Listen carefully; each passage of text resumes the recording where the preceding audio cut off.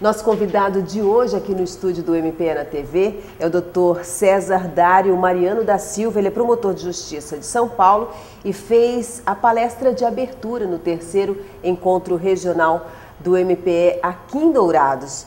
Tudo bem, doutor? Bem. Doutor, o senhor falou sobre drogas, a lei das drogas. Por que é tão importante se falar em drogas num momento como esse que nós vivemos?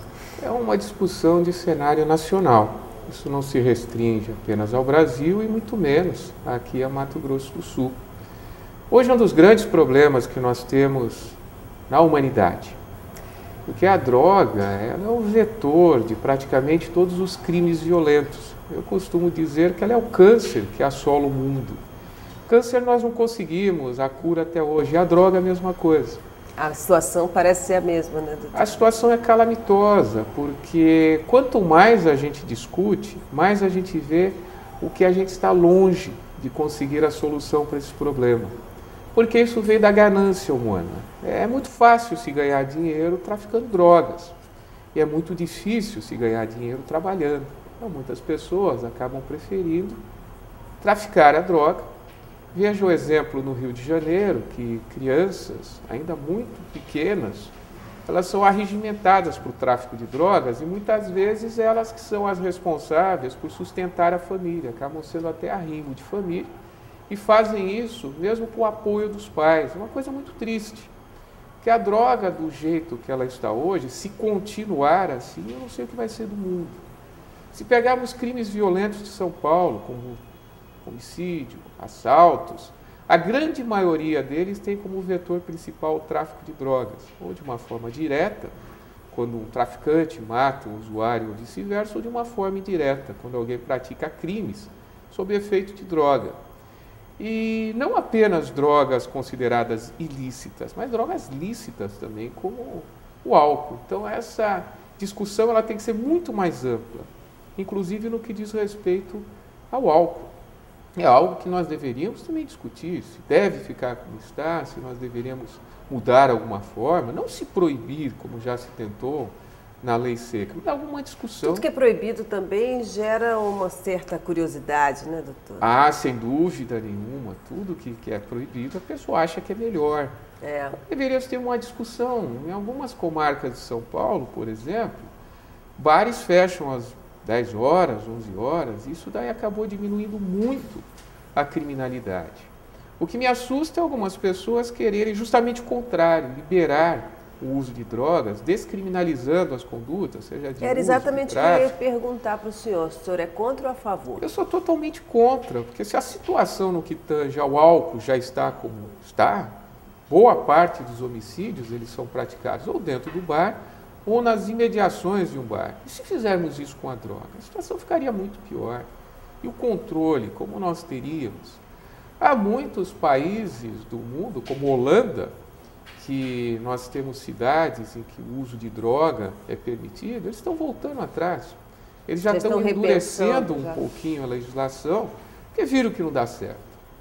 E é algo interessante, né? Vamos liberar a maconha, vamos liberar a cocaína, mas sempre existirão drogas que o governo não terá acesso e as pessoas irão atrás.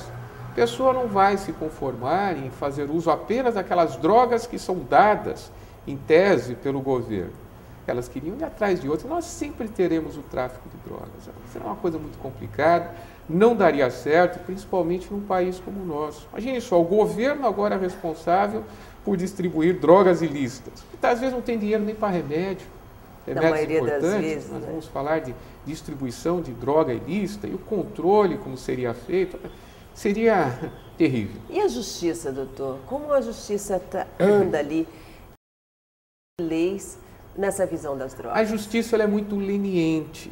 E quando eu digo a justiça, eu falo principalmente os tribunais superiores. Hoje nós temos um afrouxamento muito grande da legislação, não apenas no que diz respeito ao tráfico, ao uso de drogas. Por exemplo, o usuário de droga hoje não pode ser preso. Então é aplicado a ele uma pena restritiva de direitos que ele cumpre se quiser. O juiz determina, olha, você vai cumprir prestação de serviço à comunidade. Ele fala, não vou, não quero. O juiz, então, eu vou adverti-lo. Tá bom, me adverte. mas eu não vou cumprir da mesma maneira, então o senhor vai pagar uma multa. Pois bem, de quanto é a multa? R$200, está pago. Ou ele pode dizer, o senhor vai pagar a multa, fala, eu não tenho dinheiro, então não tenho o que fazer. Está desse jeito, a pessoa cumpre a pena, se quiser, isso no que diz respeito ao uso, já que não dá mais cadeia. No que diz respeito ao tráfico, ele tem uma chance. A primeira vez ele vai ser condenado a uma pena de 1 ano e 8 meses de prestação de serviço à comunidade. Traficante prestando serviço à comunidade, sinceramente, é uma piada. Não sei se em algum país que tipo de serviço é esse que ele vai prestar? Nós tenhamos traficante prestando serviço à comunidade. Isso acaba gerando o quê? A sensação de que a pessoa pode fazer, porque ela vai ter uma oportunidade. Quando ela for presa, ela sabe que ela vai ser condenada a prestação de serviço à comunidade. Vale a pena. Quanto dinheiro ela já não ganhou isso? E durante 1 ano e 8 meses vai trabalhar aos finais de semana.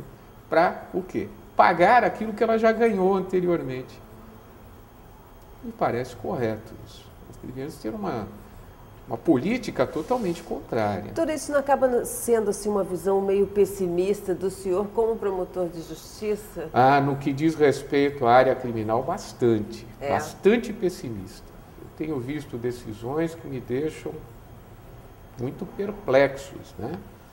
Principalmente dos tribunais superiores. Como eu já disse, esse afrouxamento com o crime, notadamente o crime organizado, hoje para se conseguir uma condenação de alguém é muito difícil, porque tudo que favorece o acusado é levado às últimas instâncias, né? Então nós temos uma flexibilização muito grande, mas muito grande. E fica difícil para o Ministério Público obter condenação, principalmente daquelas pessoas mais poderosas, que se valem de grandes escritórios. E outra coisa, a demora da justiça.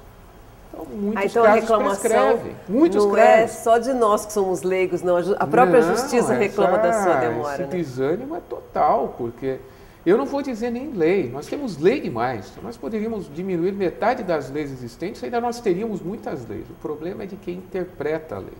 Como colocá-la em Hoje nós temos uma interpretação muito leniente, muito flexível para a criminalidade.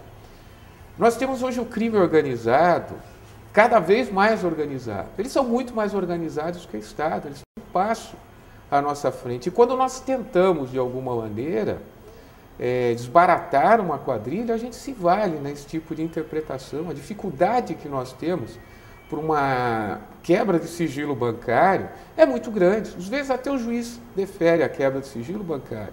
Chega nos tribunais superiores e dizem que é uma prova ilícita. Ilícita por algumas formalidades.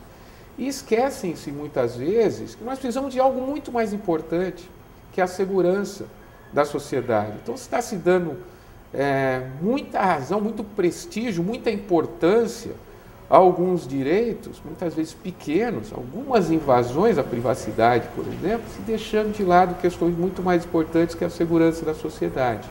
Então isso realmente para nós é muito difícil. Eu não vou fazer aqui de maneira nenhuma apologia, se violar direitos e garantias fundamentais, de jeito nenhum.